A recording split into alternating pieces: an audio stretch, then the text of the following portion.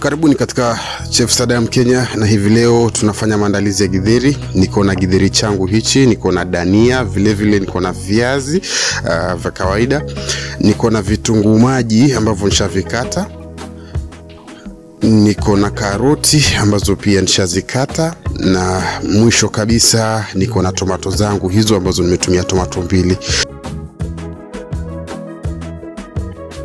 Vile vile niko na kitunguu thomu ambacho nishakiponda tayari. Kinachofuatia ni kuanza mapishi yetu. Nitaongeza mafuta ya uto, kisha tutaweza kuongeza vitunguu vyetu hivyo, na tutaweza kuviacha kwa takriban dakika 5 viweze kuiva. Nitaweza kuvikoroga na niweze kuongeza kitunguu thomu hicho, na tutaweza kuviacha viive hadi viweze kuwa golden brown ama vyeupe. Kisha niko na royco cube hiyo ambayo nitaweza kuongeza ili kuongeza flavor, na nitaweza kukoroga ili tuweze kupata flavor nzuri katika githeri chetu au makande. Kisha nitaongeza tomato zetu hizo, na hizo tomato niliweza kuzikata kabisa.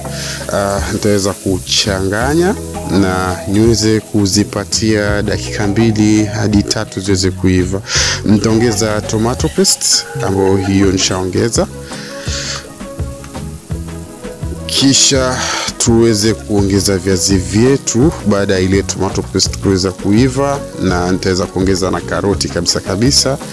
Kisha nitavichanganya na kuweza kuviacha viive kwa takriban dakika 1 kabla ya kuweza kuongeza githeri au makande yetu.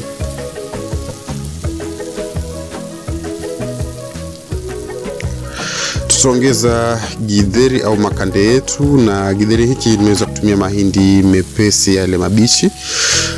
Kisha tutaweza kuchanganya vizuri, na pia nitaweza kuongeza maji takriban vikombe 2, alafu tuweze kuacha kiweze kuiva.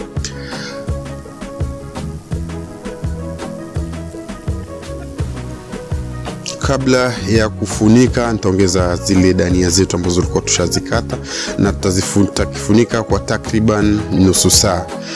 Mnavyoona makande yetu au githeri chetu kiko tayari hivyo, kimeweza kuiva, na hatua itakayofuatia ni kuweza kuserve.